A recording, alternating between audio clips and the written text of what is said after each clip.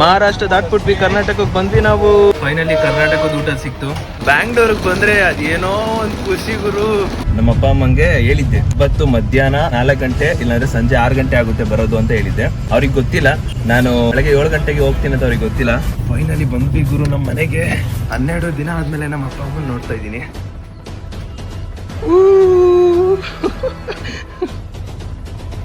ಇಲ್ಲೊಂದು ಕೋತಿ ನಿಂತೈತೆ.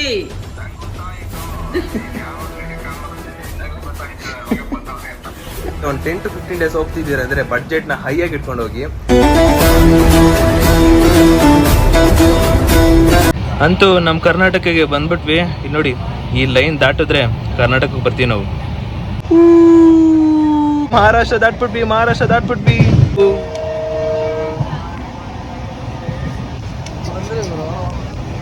ಬಂದ್ವಿ, ಕರ್ನಾಟಕಕ್ಕೆ ಬಂದ್ವಿ ನೋಡಿ.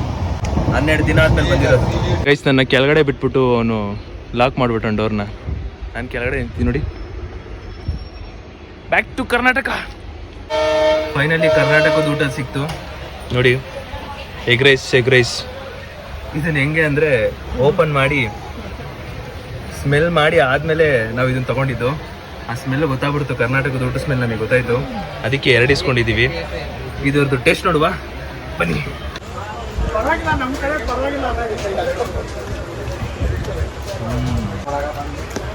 ಫೈನಲಿ ನಮಗೆ ಆಯ್ತು ಗುರು.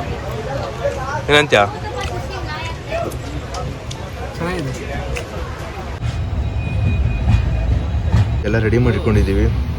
ನಮ್ಮ ಶಿಷ್ಯಂದು ಲಗೇಜ್ ಇದು, ನಂದು. ಫೈನಲಿ ಬಂತು ನಮ್ಮ Yeshwantpur railway station. Yes, finally ಇಳಿತಾ ಇದೀವಿ ಗುರು ಯಶವಂತಪುರ ರೈಲ್ವೆ ಸ್ಟೇಷನ್ಗೆ. ಇಳಿದ್ವಿ.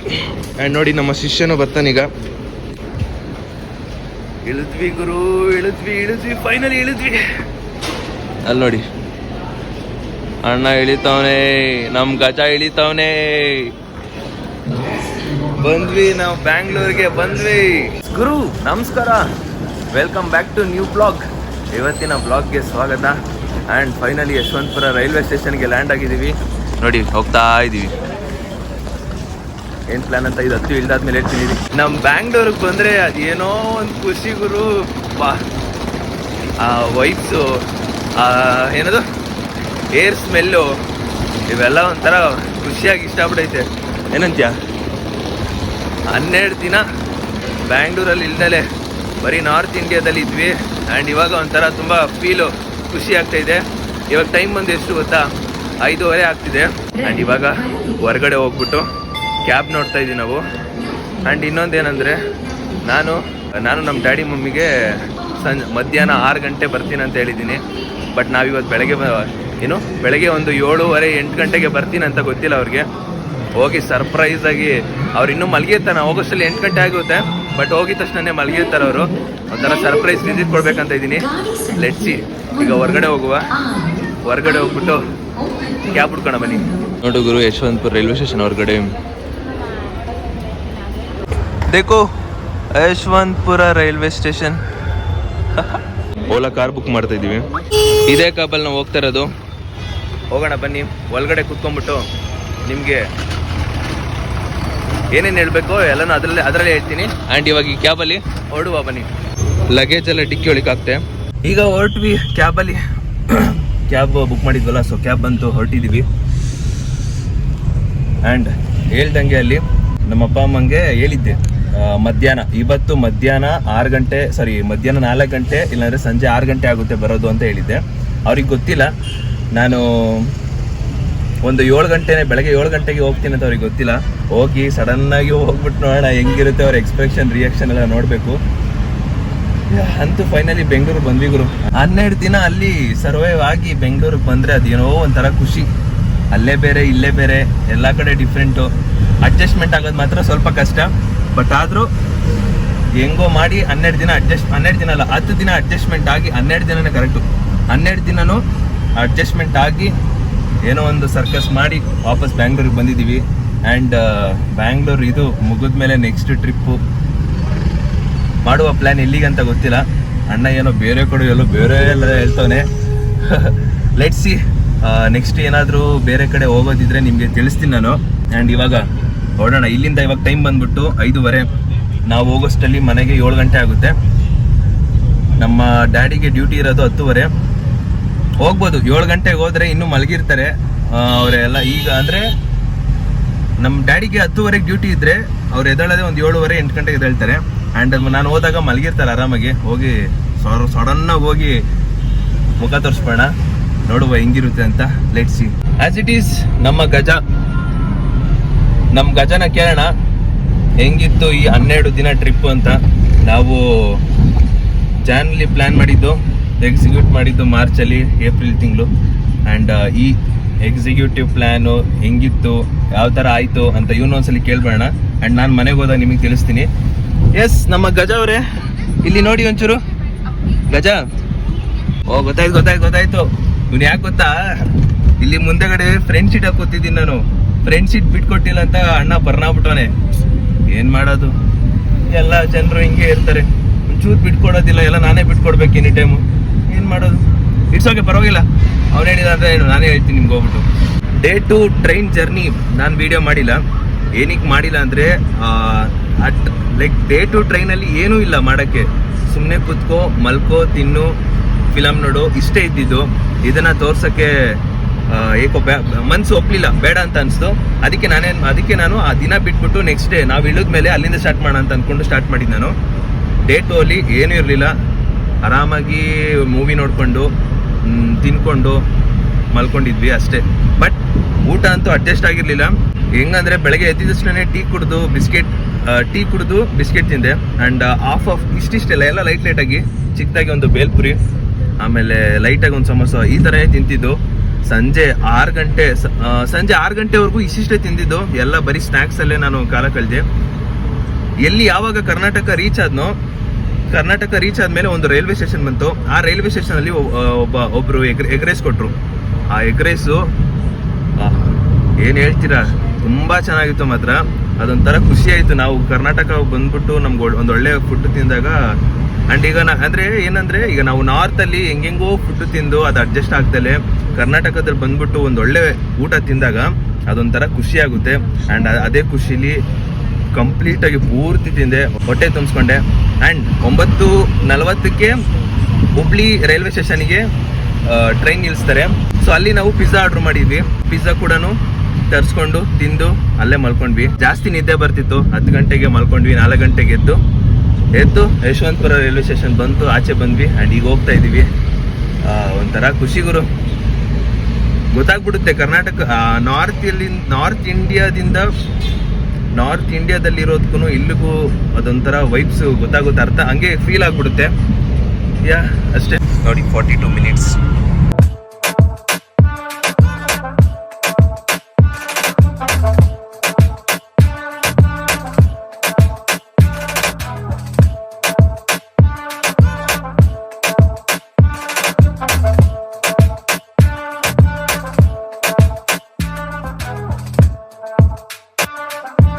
ಟೈಮ್ ಬಂದು 6 ಗಂಟೆ. ಇನ್ನೊಂದು ಅರ್ಧ ಗಂಟೆಲಿ ಮನೆಗೆ ಹೋಗ್ಬಿಡ್ತೀನಿ. ಅದೊಂದು ಎಕ್ಸೈಟ್ಮೆಂಟ್, ಕ್ಯೂರಿಯಾಸಿಟಿ ಇದೆ, ನೋಡಬೇಕು ಹೆಂಗಿರುತ್ತೆ ಅಂದ್ಬಿಟ್ಟು. ಎಕ್ಸ್ಪ್ರೆಷನ್, ರಿಯಾಕ್ಷನ್ ಮೇಲೆ ಇರೋದು. Let's see.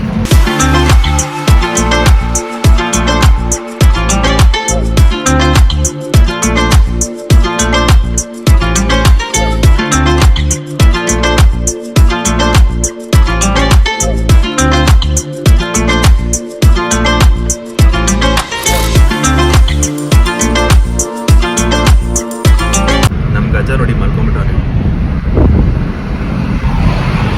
ಒಳ್ಳು ನಿದ್ದೆ ಅಣ್ಣಂಗೆ. ಇನ್ನೊಂದು 3 ಮಿನಿಟ್ಸ್ ಮನೆಗೆ. ಎಸ್, ಫೈನಲಿ ಬಂದ್ವಿ ಗುರು ನಮ್ಮ ಮನೆಗೆ. ನಮ್ಮ ಲಗೇಜ್ ತಗೋತಾ ಇದ್ದೀನಿ. ಸದ್ಯಕ್ಕೆ ಯಾರು ಆಚೆ ಇಲ್ಲ, ಯಾರು ನೋಡ್ತಾ ಇಲ್ಲ. ಒಳಗೋಗೋಣ. ಬಾಯ್ ಬ್ರೋ, ಬಾಯ್.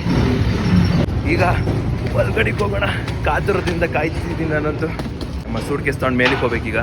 12 ದಿನ ಆದಮೇಲೆ ನಮ್ಮ ಅಪ್ಪ ಅಮ್ಮನ ನೋಡ್ತಾ ಇದ್ದೀನಿ. ಆ್ಯಂಡ್ ಅವರಿಗೆ ಸರ್ಪ್ರೈಸ್ ವಿಸಿಟ್ ಕೊಡ್ತಾ ಇರೋದು. ಹೇಳಿದ್ನಲ್ಲ ಮಧ್ಯಾಹ್ನ ಬರ್ತೀನಿ ಅಂತ ಹೇಳ್ಬಿಟ್ಟು ಈಗ ಹೋಗ್ತಾ ಇರೋದು ನಾನು. ಏನು ಮಾಡ್ತೀನಿ ಅಂದರೆ ತೋರಿಸ್ತೀನಿ ಮನೆಗೆ. ಸುಸ್ತಾಯ್ತು ಗುರು, ಸುಸ್ತಾಗ್ಬಿಡ್ತು.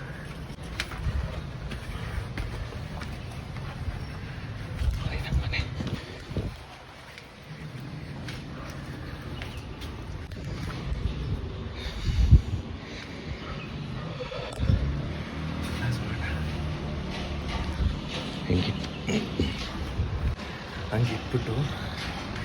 ಬೆಲ್ ಹೊಡಿತೀನಿ ಈಗ ನೋಡಿ.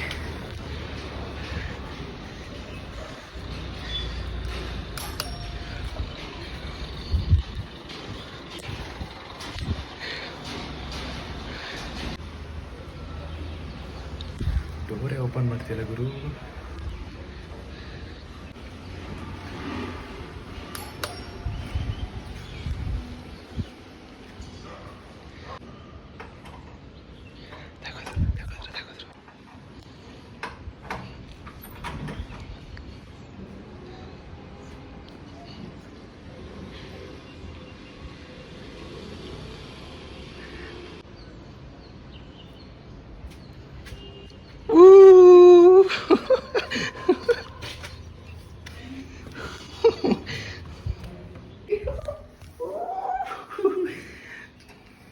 ಹೊಡಿತೀನಿ.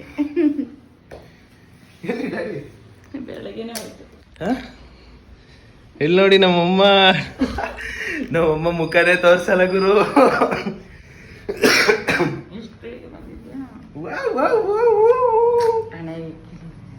ಏನಾಗಲ್ಲ ಬಿಡ.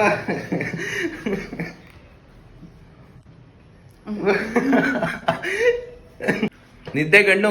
ಅಯ್ಯೋ ನಮ್ ಡ್ಯಾಡಿ ಇರ್ತಾರೆ ಅಂತ ಅನ್ಕೊಂಡಿದ್ದೆ. ನೋಡಿದ್ರೆ ನಮ್ ಡ್ಯಾಡಿ ಬೆಳಗ್ಗೆನೆ ಹೋಗ್ಬಿಟ್ಟವ್ರಂತೆ. ನಾನು ನೆನ್ನೆನೆ ಕೇಳಿದೆ ನಮ್ಮಮ್ಮನ, ಎಲ್ಲಿ ಮಮ್ಮ ಎಷ್ಟು ಗಂಟೆ ಹೋಗ್ತಾರೆ ಡ್ಯಾಡಿ ಅಂತ. ನಮ್ಮಮ್ಮ 10:15 ಅಂತ ಹೇಳ್ತು. ಛೇ, ನಮ್ ಡ್ಯಾಡಿನೂ ಇರ್ಬೇಕಿತ್ತು. ಫುಲ್ಲು ಖುಷಿ ಆಗ್ಬಿಟ್ರ ಬಾಬಿ. ತುಂಬಾ ಚೆನ್ನಾಗಿತ್ತು ಗುರು. ನಾನು ಇಬ್ರು ಬರ್ತಾರಂತ ಅನ್ಕೊಂಡಿದ್ದೆ. ಇರ್ಬೇಕಿತ್ತು. ನಂಗೆ ಗೊತ್ತಿರಲಿಲ್ಲ ನನ್ನ ಡ್ಯಾಡಿ ಇಷ್ಟು ಬೇಗ ಬೆಳಗ್ಗೆನೆ ಹೊಂಟೋಗ್ತೀರ ಅಂದ್ಬಿಟ್ಟು. ಗೊತ್ತಿದ್ದಿದ್ರೆ ಏನೊಂದು ಮಾಡ್ಬೋದಿತ್ತು. ಪರವಾಗಿಲ್ಲ. ಈಗ ಅವರು ಹೇಳ್ತೀನಿ ನಮ್ಮ ಅಮ್ಮಗೆ, ಹೇಳ್ಬೇಡ ನಮ್ಮ ಡ್ಯಾಡಿಗೆ ಅಂದರೆ ಒಂದು 4 ಗಂಟೆ ಮಧ್ಯಾಹ್ನ ಒಂದು 4 ಗಂಟೆಗೆ ಬರ್ಬೋದು. ಹೇಳ್ತೀನಿ, ಹೇಳ್ಬೇಡ ಡ್ಯಾಡಿಗೆ, ಅವನು ಇನ್ನೂ ಇವತ್ತು ಬರಲ್ಲ ಅಂತೆ, ನಾಳೆ ಬರ್ತಾನೆ ಅಂತ ಹೇಳು ಅಂತ ಹೇಳ್ತೀನಿ. ನೋಡೋಣ ಹೆಂಗಿರುತ್ತಂತ. ಆ್ಯಂಡ್ ವಾಪಸ್ ಬಂದೆ ಗುರು ಮನೆಗೆ.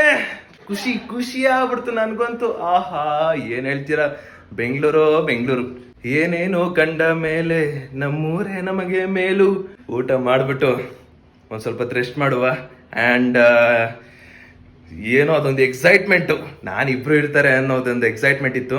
ಪರವಾಗಿಲ್ಲ, ನಮ್ಮಮ್ಮ ಮುಖ ತೋರಿಸಲ್ಲ, ಹಂಗೆ ನಿದ್ದೆಗಣ್ ಮುಖ. ಆಮೇಲೆ ರೆಡಿ ಆಗಿಲ್ಲ ಅಂದ್ರೆ ತೋರ್ಸಲ್ಲ, ಈ ಥರದೆಲ್ಲ ನಮ್ಮಮ್ಮ ತೋರ್ಸಲ್ಲ ಮುಖ ಎಲ್ಲ. ಅದಕ್ಕೆ ನಮ್ಮಮ್ಮ ಹಂಗೆ ಮಾಡಿದ್ದು. ಗೈಸ್, ಆಗ್ಲೇ ಮುಖ ತೋರಿಸ್ಬಾರ್ದು ಅಂದ್ಬಿಟ್ಟು ತೋರಿಸ್ಲಿಲ್ಲ.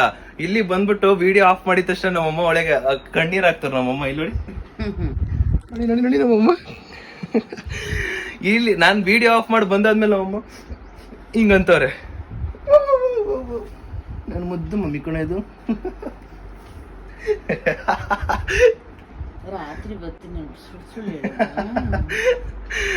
ಬರ್ತೀನಿ ಅಂತ ಹೇಳ್ಬಿಟ್ಟು ಸುಳ್ಳು ಹೇಳ್ತಿದ್ದೆ ಅಂತ ಕೇಳ್ತಾರೆ. ನಮ್ ಡ್ಯಾಡಿ ಬರೋದು 4 ಗಂಟೆ ಇಲ್ಲ 5 ಗಂಟೆ ಆಗುತ್ತೆ. ನಮ್ಮ ಅಮ್ಮ ಏನ್ ಹೇಳ್ತವ್ರೆ, ಅದು ನನ್ ಬಾಯಿ, ಬೆಳಗ್ಗೆಯಿಂದ ಸಂಜೆವರೆಗೂ ನಾನು ನಮ್ ಡ್ಯಾಡಿಗೆ ನಾನು ನಿಮ್ಮ ಅಪ್ಪಂಗೆ ಹೇಳ್ದಲೇ ಇರ್ತೀನಿ ಅಂತ ಬೇರೆ ಹೇಳ್ತಾರೆ. ಹೆಂಗೆ ಈಗ ನಮ್ಮ ಅಮ್ಮ ಬಾಯಿ ಮುಚ್ಚೋದು.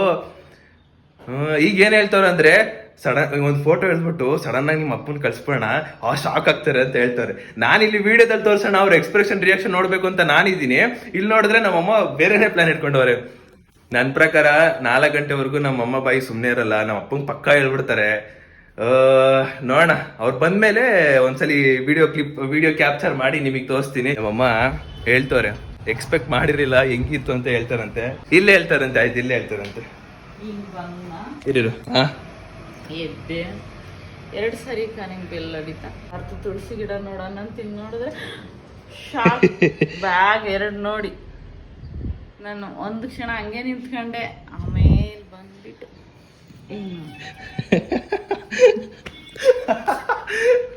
ಎಷ್ಟು ಚೆನ್ನಾಗಿ ಹೇಳ್ತಾರೆ ನೋಡಿ. ಗೊತ್ತಾಯ್ತಾ ನಮ್ಮ ಆಕ್ಟಿಂಗ್ ಎಲ್ಲ ಎಲ್ಲಿಂದ ಬಂತು ಅಂತ? ಇಲ್ಲಿ ಕಮಲಾಸನ್ ತಂಗಿ ಇವರು ಇಲ್ಲಿದ್ದಾರೆ ಬಂದಿರೋದು. ನಾನು ಹೇಳಿಲ್ವಾ ನಮ್ಮಮ್ಮ ಬಾಯಿ ಸುಮ್ಮನಿರಲ್ಲ. ಆಗ್ಲೇ ನಮ್ಮಪ್ಪಂಗೆ ಕಾಲ್ ಮಾಡ್ತೀನಿ ಅಂದ್ಬಿಟ್ಟು ನೋಡಿ, ಕಾಲ್ ಮಾಡಕ್ ಹೋಗೋರೆ. ಅವ್ರಿಗೆ ಒಟ್ಟಲ್ಲಿ ಹೇಳ್ಬಿಡ್ಬೇಕು, ಶಾಕ್ ಆಗ್ಬೇಕು ನಮ್ಮಪ್ಪ ಅಷ್ಟೇ. ಯಾರ್ ಡ್ಯೂಟಿ? ಆಗ್ಲೇ ಹೋಯ್ತಾ ಇದ್ಯಾ? ವಿಡಿಯೋ ಕಾಲ್ ಮಾಡ್ತೀನಿ ಇರು 1 ನಿಮಿಷ. ಯಾರಿಲ್ಲ ತಾನೇ? ಹಾ, ತೋರಿಸ್ತೀನಿ ಇರು, ವಿಡಿಯೋ ಕಾಲ್ ಮಾಡಿ. ವಿಡಿಯೋ ಕಾಲ್ ಮಾಡ್ತೀನಿ. ನಾನು ಹೇಳಿ 5 ನಿಮಿಷ, ನಾನು ಅಲ್ಲೇ ಒಂದಿನ ಅರ್ಧ ದಿನ ತಗೋತಾ ಇದ್ದೀನಿ, ಇನ್ನು 5-10 ನಿಮಿಷ ಆಗಿಲ್ಲ ಆಗ್ಲೇ ವಿಡಿಯೋ ಕಾಲ್ ಅಂತೆ. ಈಗ ನೋಡಿ ವಿಡಿಯೋ ಕಾಲು.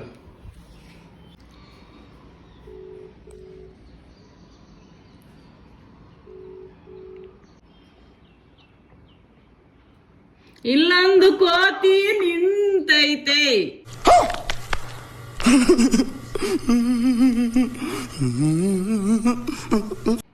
ನಂಗೆ ಗೊತ್ತಾಯ್ತು ಯಾವಾಗ ವಿಡಿಯೋ ಕಾಲ್ ಮಾಡ್ತಿದ್ದಾಗಲೇ ಗೊತ್ತಾಯ್ತು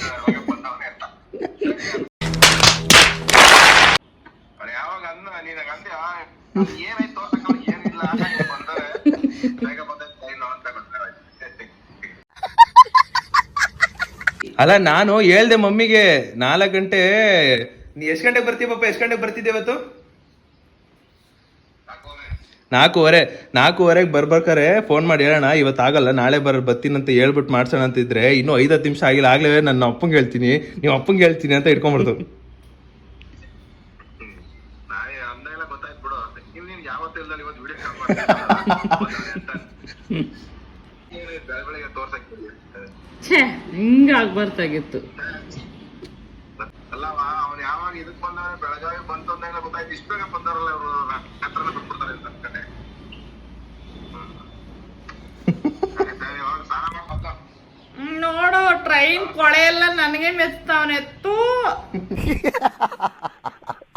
ಹೇಳ್ದೆ ತಾನೆ ಸುಮ್ನಿರಲ್ಲ ಅಂದ್ಬಿಟ್ಟು. ಏನ್ ಗೊತ್ತಾ, ಡೈಲಿ ಏನೋ ವಿಡಿಯೋ ಕಾಲ್ ಮಾಡ್ತಿದ್ರೆ ಓಕೆ, ಅಪರೂಪಕ್ಕೆ ಬೆಳಗಿನ ಜಾವ 6:30ಗೆ ವಿಡಿಯೋ ಕಾಲ್ ಮಾಡು, ನಾನೇನೋ ವಿಡಿಯೋ ಕಾಲ್ ಮಾಡು ಅಂತ ಹೇಳಿದ್ರಾಗ ನಮ್ಮ ಅಪ್ಪಂಗೆ ಡೌಟ್ ಬಂದೈತೆ. ಆಗ್ಲೇ ಗೊತ್ತಾಗ್ಬಿಟ್ಟೈತೆ. ನಮ್ಮ ಅಮ್ಮಗೆ ಸರ್ಪ್ರೈಸ್ ಕೊಡೋಣ ಅಂದ್ರೆ ಸರ್ಪ್ರೈಸ್ ಕೊಡ್ಬೇಕು ಅನ್ನೋದು ಮನ್ಸಲ್ಲಿ ಇರಲ್ಲ. ತುಪುಕ್ ಅಂತ ಬಾಯಲ್ಲಿ ಹೇಳ್ಬಿಡ್ತಾರೆ, ಒಂದು ಚೂರು ಇಟ್ಕೊಳಲ್ಲ ಮನ್ಸಲ್ಲಿ. ಈಗ ಇಬ್ರಿಗೂ ಗೊತ್ತಾಯ್ತು. 12 ದಿನ ಆದ್ಮೇಲೆ ಒಂದೊಳ್ಳೆ ಟೀ ಕುಡಿತಾ ಇದೀನಿ ನೋಡಿ. ಫೈನಲಿ ಒಂದು ನೆಮ್ಮದಿ ಆಯಿತು. ಬಂದು ಸ್ನಾನ ಮಾಡಿ ಬಂದು ಸರ್ಪ್ರೈಸ್ ಕೊಟ್ಟು ಈಗ ಸ್ನಾನ ಮಾಡಿ ಫ್ರೆಶ್ ಅಪ್ ಆಗಿ ಕುತ್ಕೊಂಡಿದ್ದೀನಿ. ಅಂತೂ ಒಂದೊಳ್ಳೆ ರಿಲೀಫ್ ಸಿಕ್ತು ಮನೆಗೆ ಬಂದಮೇಲೆ. ಯಾರಿಗೇ ಆದರೂ ಅಷ್ಟೇ 12 ದಿನ ಅಥವಾ ಎಷ್ಟೇ ದಿನ ಹೊರಗಡೆ ಇದ್ರು ಒಳಗಡೆ ನಮ್ಮ ಮನೆಗೆ ಬಂದ್ರಂತೂ ಅದೊಂದು ನೆಮ್ಮದಿ ಅನ್ಸುತ್ತೆ ಅವ್ರಿಗೆ. ಎಲ್ರಿಗೂ ಅಷ್ಟೇ ಹಂಗೆ ಅನ್ಸೋದು. ಆ್ಯಂಡ್ ನನಗೂ ಕೂಡ ಹಂಗೆ ಅನಿಸಿದೆ. ಇನ್ನು ನಮ್ಮ ಟ್ರಿಪ್ ಬಗ್ಗೆ ಬಂದರೆ ತುಂಬ ಚೆನ್ನಾಗೋಯ್ತು, ಖುಷಿಯಾಗೋಯ್ತು, ಎಂಜಾಯ್ಮೆಂಟ್ ಮಾಡಿದ್ವಿ. ಅಲ್ಲಿ ಇಲ್ಲಿ ಕೆಲವೊಂದು ಮಿಸ್ಅಂಡರ್ಸ್ಟ್ಯಾಂಡಿಂಗ್, ಅದು ಸ್ವಲ್ಪ ಲೈಟಾಗಿ ಇಶ್ಯೂ ಅಷ್ಟೇ, ಇನ್ನೇನು ಪ್ರಾಬ್ಲಮ್ ಇಲ್ಲ. ಇನ್ನೆಲ್ಲಾನು ಕೂಡ ಭರ್ಜರಿಯಾಗೋಯ್ತು. ಆ್ಯಂಡ್ ಫಸ್ಟ್ ಲಾಂಗ್ ಟ್ರಿಪ್ಪು, ಎಲ್ಲ ಇದು ಫಸ್ಟೇ ತುಂಬ ಚೆನ್ನಾಗೋಯ್ತು ಅಂತ ಖುಷಿಯಾಗಿದ್ದೀನಿ ಅಷ್ಟೇ. ನಾನು ಒಂದು ಲಾಂಗ್ ಟ್ರಿಪ್ ನೀವು ಹೋಗ್ತಿದ್ದೀರಾ ಅಂದರೆ ಒಂದು 10 to 15 days ಹೋಗ್ತಿದ್ದೀರಾ ಅಂದರೆ ಬಡ್ಜೆಟ್ನ ಹೈಯಾಗಿ ಇಟ್ಕೊಂಡು ಹೋಗಿ. ಯಾವುದೇ ರೀತಿ ಎಕ್ಸ್ಪೆಕ್ಟೇಷನ್ ಅಮೌಂಟ್ ಆದರೆ ಇಷ್ಟೇ ಅಮೌಂಟಲ್ಲಿ ನಾವು ಖರ್ಚು ಮಾಡಬೇಕು, ಇಷ್ಟರಲ್ಲೇ ಮಾಡಬೇಕು ಅನ್ನೋ ಅಥವಾ ಮೈಂಡ್ ಸೆಟ್ ಇಟ್ಕೊಂಡು ಹೋಗ್ಬೇಡಿ. ನೀವೇನು ಅಮೌಂಟ್ ಇಟ್ಕೊಂಡಿರ್ತೀರೋ ಆ ಅಮೌಂಟ್ಗಿಂತ ಒಂದು ಸ್ವಲ್ಪ ಜಾಸ್ತಿ ಇಟ್ಕೊಂಡು ಹೋಗಿರಿ ನಿಮ್ಮ ಖರ್ಚಿಗೆ. ಹೆಂಗಿದ್ರು ಲಾಸ್ಟಲ್ಲಿ ಅದು ಉಳಿತಾಯ ಆದರೂ ಕೂಡ ಅದು ನಿಮಗೆ ಇರೋದು, ಎಲ್ಲೂ ಹೋಗಲ್ಲ. ಬಟ್ ಇಷ್ಟೇ ಅಮೌಂಟ್ ಇಟ್ಕೊಂಡು ಹೋಗ್ಬೇಕು ಅಂತ ಮಾತ್ರ ಇಟ್ಕೊಬೇಡಿ. ಆಗ್ಲೇ ಏನೇನೋ ಹೇಳ್ದೆ, ಬಟ್ ವಿಡಿಯೋನೇ ಆನ್ ಮಾಡಿರ್ಲಿಲ್ಲ. ಒಂದು ಹೇಳೋದಿಷ್ಟೇ, ಯಾರ ಜೊತೆ ಆದ್ರೂ ಹೋಗಿ, ಎಲ್ಲಾದ್ರೂ ಹೋಗಿ, ಒಂದು ಖುಷಿಯಿಂದ ಅಡ್ಜಸ್ಟ್ಮೆಂಟ್ ಇಂದ ಹೋಗಿ. ಇದೊಂದೇ ಹೇಳ್ತೀನಿ, ಆರಾಮಾಗಿ ಹೋಗಿ ಎಂಜಾಯ್ ಮಾಡ್ಕೊಂಡು ಬನ್ನಿ. ಅಮೌಂಟ್ ಇಲ್ಲ, ಈ ತರ ಇಲ್ಲ ಅಂತ ಯಾವುದೇ ಒಂದು ಕೊರಗಿರಬಾರ್ದು ಒಳಗಡೆ. ಆ ಕೊರಗು ಬರಬಾರ್ದು ಅಂದ್ರೆ ಫಸ್ಟೇ ಪ್ಲಾನ್ ಮಾಡ್ಕೊಳ್ಳಿ, ಫಸ್ಟೇ ಜಾಸ್ತಿ ಅಮೌಂಟ್ ಇಟ್ಕೊಳ್ಳಿ. ಆಗ ನಿಮಗೆ ಒಂದು ಖುಷಿ ಆಗುತ್ತೆ, ಅಲ್ಲಿ ಹೋದ್ಮೇಲೆ ನಿಮಗೆ ಖುಷಿ ಆಗುತ್ತೆ. ಯಾಕಂದ್ರೆ ಎಕ್ಸ್ಪೀರಿಯನ್ಸ್ ಆಗಿ ಹೇಳ್ತಿರೋದು, ತಿಳ್ಕೊಂಡು ಹೇಳ್ತಾ ಇರೋದು, ಅದಕ್ಕೋಸ್ಕರ ಅಷ್ಟೇ. ಈ ವಿಡಿಯೋ ಬಂದು ಸರ್ಪ್ರೈಸ್ ಕೊಟ್ಟು ಇಷ್ಟೆಲ್ಲ ವಿಡಿಯೋ ಏನೇನು ತೋರಿಸಿದ್ನೋ ಈ ವಿಡಿಯೋ ನಿಮಗೆ ಇಷ್ಟ ಆಗಿದೆ ಅನ್ಕೋತೀನಿ. ವಿಡಿಯೋ ಇಷ್ಟ ಆಗಿದ್ರೆ ಲೈಕ್ ಮಾಡ್ಕೊಂಡು ಶೇರ್ ಮಾಡಿ, ಆಗ ಸಬ್ಸ್ಕ್ರೈಬ್ ಮಾತ್ರ ಮಾಡೋದು ಮರಿಬೇಡಿ. ಸ್ಟಾರ್ಟಿಂಗ್ ಹೋಗೋಕ್ಕಿಂತ ಮುಂಚೆ ಏನೇನು ತಗೊಂಡು ಹೋಗ್ತಿದ್ದೀನಿ ಸೂಟ್ ಕೇಸಲ್ಲಿ ಅಂತ ನಾನು ನಿಮಗೆ ತೋರಿಸ್ತೆ. ಇವಾಗ ಬಂದ ಮೇಲೆ ಏನೇನು ಇದೆ ಸೂಟ್ ಕೇಸಲ್ಲಿ ಅಂತ ನಾನು ನೆಕ್ಸ್ಟ್ ವ್ಲಾಗಲ್ಲಿ ತೋರಿಸ್ತೀನಿ. ನೆಕ್ಸ್ಟ್ ವ್ಲಾಗಲ್ಲಿ ನೋಡಿ, ನೆಕ್ಸ್ಟ್ ವಿಡಿಯೋದಲ್ಲಿ ಸಿಗ್ತೀನಿ. ಅಲ್ಲಿವರೆಗೂ take care, love you all, bye.